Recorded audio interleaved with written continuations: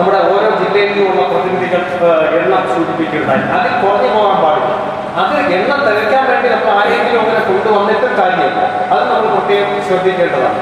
നമ്മൾ ഏറ്റവും നമ്മുടെ ജില്ലയിൽ നമ്മുടെ ഉമ്മത്തിനെ ശരിയായ നിലയിൽ പാകപ്പെടുത്താൻ നയിക്കാൻ പ്രത്യേകിച്ച് ഈ ഒരു സാഹചര്യത്തിൽ അതിന് ഗുണപ്പെടുത്തുന്ന തരത്തിൽ അവർക്ക് ഒരു ആത്മവിശ്വാസവും അവർക്ക് വേണ്ടുന്ന വിവരവും പകർന്നു കിട്ടുന്ന ഒരു പരിപാടിയായിട്ടാണ് അത് സംവിധാനിച്ചിട്ടുള്ളത്. പ്രത്യേകിച്ച് നേരത്തെ പറഞ്ഞ പോലെ വെള്ളാപ്പള്ളിയുടെ കാര്യം ആവർത്തിച്ച് പറഞ്ഞില്ലെങ്കിലും പറഞ്ഞത് ഇപ്പോൾ കെപിസാറൊക്കെ പ്രത്യേകം പറഞ്ഞു, 100 ഒരു കള്ളം 1000 വട്ടം ആവർത്തിച്ചാൽ സത്യമായി തീരുന്ന ദീപൽസ്യ തന്ത്രം ശരിക്കും അത് തന്നെയാണ് പയറ്റിക്കൊണ്ടിരിക്കുന്നത്. യഥാർത്ഥത്തിൽ അത് നമ്മൾ മനസ്സിലാക്കിയിരിക്കണം. പ്രത്യേകിച്ച് നമ്മുടെ നേതാക്കളാണ്. ഇതിന്റെ ഡേറ്റയൊക്കെ നമ്മൾ കൃത്യമായി നമ്മൾ മനസ്സിലാക്കിയിരിക്കണം. കേരളത്തിൽ 30% കേരളത്തിലെ ഏറ്റവും വലിയ സമുദായമാണ് മുസ്ലിം സമുദായം. നിങ്ങളൊന്ന് കണക്കെടുത്ത് നോക്കി.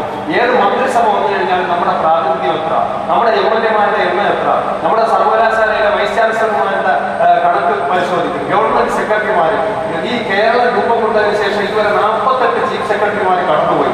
ഒരൊറ്റ ചീഫ് സെക്രട്ടറി പോലും ഈ 30% കേരളത്തിലെ ഏറ്റവും വലിയ സമുദായം മുസ്ലിം സമുദായത്തിൽ നിന്നും ഉണ്ടായിട്ടില്ല. നമ്മളൊക്കെ അത് കൃത്യമായി നമ്മുടെ മനസ്സിൽ എപ്പോഴും ഉണ്ടായിരിക്കണം. ഈ സ്ഥിതി വരെ കടന്ന് കാരണം എന്താണ്? നമുക്ക് എല്ലാം നിഷേധിക്കുന്നു. എന്നിട്ട് പറയുന്നത് നമ്മളെ പീഡിപ്പിക്കുന്നു. എന്തുകൊണ്ട് ഒരു നിലയ്ക്കും ഇവൻ ഈ അധോഗതിയിൽ നിന്നും ഈ സമതലത്തിലേക്ക് കടന്നു വരരുത്. ആ കാര്യത്തിൽ എല്ലാവർക്കും യോജിപ്പുണ്ട്. അത് നമ്മൾ മനസ്സിലാക്കണം.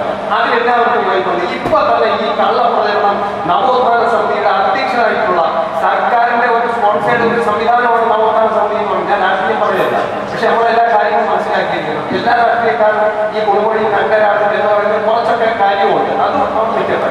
എന്നാൽ നമ്മൾ മനസ്സിലാക്കേണ്ടത് ഇതിന് ഒരു നവോത്ഥാന സമിതിയുടെ അധ്യക്ഷ സ്ഥാനത്തിരിക്കുന്ന സർക്കാരിന്റെ ഏറ്റവും പ്രധാനപ്പെട്ട ഒരാളാണ് ഇവിടെ വല്ലാത്ത വിദ്വേഷ പ്രചരണം നടത്തിക്കൊണ്ടിരിക്കുന്നത്. അതിൽ ഗവൺമെന്റിന് ഏറ്റവും പ്രധാനപ്പെട്ട ഒരു ഉത്തരവാദിത്വമുണ്ട്.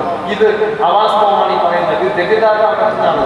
അതിന്റെ യഥാർത്ഥ വസ്തുത ജനങ്ങളെ ബോധ്യപ്പെടുത്തി കൊടുക്കേണ്ടതുണ്ട്. അപ്പോൾ അത്തരം ഒരു സാഹചര്യത്തിലേക്ക് നമ്മൾ അവിടെ നിസ്സംഗരായി നിന്നാൽ പോരാ. നമ്മൾ UDF-കാരനെ കാണണം, LDF-കാരനെ കാണണം, ഭരണകർത്താക്കളെ കാണണം, ബന്ധപ്പെട്ടവരെ കാണണം. ഇത് വല്ലാത്ത ഒരു കൊലപാതകവും ക്രൂശിക്കലും നിരപരാധികളെ ക്രൂശിക്കലും അത് തടയിലാണ് നടന്നുകൊണ്ടിരിക്കുന്നത് എന്ന നിലവാരത്തിലേക്ക് വരാൻ നമ്മുടെ സമൂഹത്തെ ബോധവൽക്കരിക്കാൻ കൂടി നമുക്ക് കഴിയണം. അതൊരു സാമുദായിക സ്പർദ്ധ ഉണ്ടാകുന്ന തരത്തിൽ ഒരിക്കലും ആയിക്കൂടാ.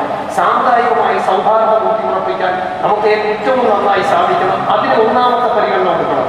അതോടൊപ്പം തന്നെ ഈ കുപ്രചരണങ്ങൾ, കള്ളപ്രചരണങ്ങൾ, നമ്മുടെ അവകാശത്തെ തടയൽ, ഈ നിഷേധിക്കൽ, ഇതിനെയൊക്കെ വെളിച്ചത്ത് കൊണ്ടുവരികയാണ്. ഈ ഒരു തലത്തിലേക്ക് നമ്മുടെ ഉമ്മത്തിനെ, നമ്മുടെ മഹല്ലുകളെ, നമ്മുടെ പ്രദേശത്തെ ഒക്കെ ബോധവൽക്കരിക്കാനുള്ള ഏറ്റവും പ്രധാനപ്പെട്ട ഒരു ദൗത്യമാണ് കേരളത്തിലെ മുസ്ലിങ്ങളെ സംബന്ധിച്ചിടത്തോളം ഇപ്പൊ നമ്മുടെ മുമ്പിലുള്ളത്. കാരണം ഇവിടെ കുളം കലക്കിയാണ് ഈ പിടിക്കുന്നത്. അതുകൊണ്ടാണ് 11 സീറ്റിൽ BJP-കാരൻ എത്തിയത്.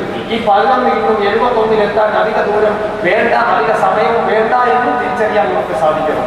ഈ അപകടത്തിൽ നിന്നും നമ്മുടെ മഹല്ലുകളെയും നമ്മുടെ നാടിനെയും രക്ഷിക്കാൻ നമുക്ക് സാധിക്കേണ്ടതുണ്ട്. ആ തരത്തിൽ നമ്മുടെ പ്രവർത്തനങ്ങൾ, നമ്മുടെ സംഘടനാ പ്രവർത്തനം എന്ന് പറയുന്നത് എന്തിനാ? സമുദായത്തിന് വേണ്ടിയാണ്. സമുദായത്തിന് വേണ്ടിയാണ് നമ്മുടെ സംഘടനാ പ്രവർത്തനം.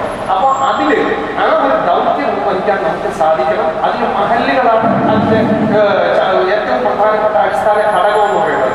മഹല്ലുകളെ ആ നിലയ്ക്ക് പരിവർത്തിപ്പിച്ച് കൊണ്ടുവരാൻ സാധിക്കേണ്ടത് നാം ഓരോരുത്തരിലും കൂടെയാണ്, നമ്മൾ നേതാക്കളാണ്. അപ്പൊ നമുക്ക് പറഞ്ഞു നേരത്തെ 150 അല്ല, അതിനെ ഒരു 200 ആക്കുക. അതിൽ ഉത്തരവാദിത്തപ്പെട്ടവർ ആരും വിട്ടുപോകാതെയും നമ്മൾ പരിശ്രമിക്കുക. ആ നിലയ്ക്ക് കണക്ട് ചെയ്ത് കൊണ്ടുവരിക.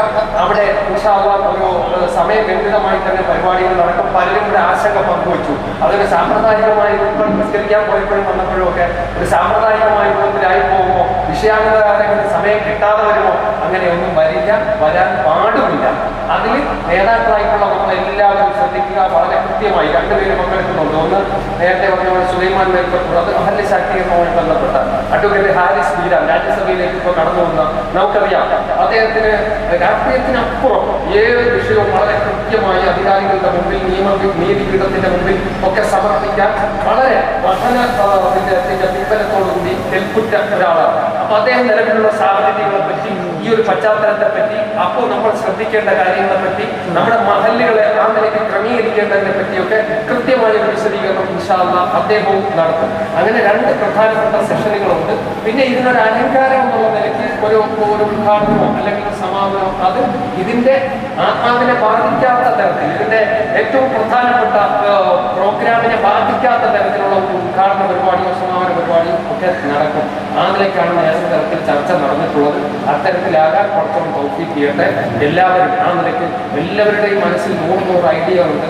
അത് ഈ പറഞ്ഞ പോലെ ഒരു പരിമിതമായ സമയം വരുമ്പോൾ അവർക്ക് സംസാരിക്കാൻ സമയം കിട്ടത്തില്ല. ചർച്ചയിൽ ഈ പ്രസംഗമല്ല, ചർച്ചകൾ ഏറ്റവും പ്രധാനപ്പെട്ടതാണ്. ഇവിടെ ഉള്ളപ്പോൾ തന്നെ ഒരു വാക്ക് സമയമില്ലെങ്കിൽ പറയാതെ ഈ മഹലിനെ മുക്തഘട്ടം പ്രശംസിക്കാതെ ഇറങ്ങിപ്പോയാൽ അത് ഏറ്റവും വലിയൊരു നന്ദികേടായി പോകും. കാരണം കേരളത്തിലെ എല്ലാ മദ്രസകൾക്കും മാതൃകയായിട്ടാണ് ഇവിടുത്തെ ക്ലാസ് റൂമുകൾ അവർ ക്രമീകരിച്ചിട്ടുള്ളത്. നാം ഓരോരുത്തരും കാണേണ്ട ഒരു കാര്യമാണ്. അത്തരത്തിലാണ് വളരെ മനഃശാസ്ത്രപരമായി, വളരെ സൈക്കോളജിക്കലായിട്ടാണ് നമ്മുടെ കുട്ടികളെ നാം കൈകാര്യം ചെയ്യുന്നത്. ഒന്ന് കയറി നോക്കി, ആ കുഞ്ഞുങ്ങളുടെയൊക്കെ കയറിയാൽ അപ്പോൾ അവർ പഠിച്ചുകൊണ്ട് ഇസ്ലാമിന്റെ ബാലപാഠങ്ങൾ പഠിച്ചുകൊണ്ടാണ് ഒരു ക്ലാസ്സിൽ നിന്ന് പുറത്തിറങ്ങേണ്ടത്. അത്തരം ഒരു മാർഗത്തിലൂടെ നമ്മൾ സഞ്ചരിക്കേണ്ടതുണ്ട്.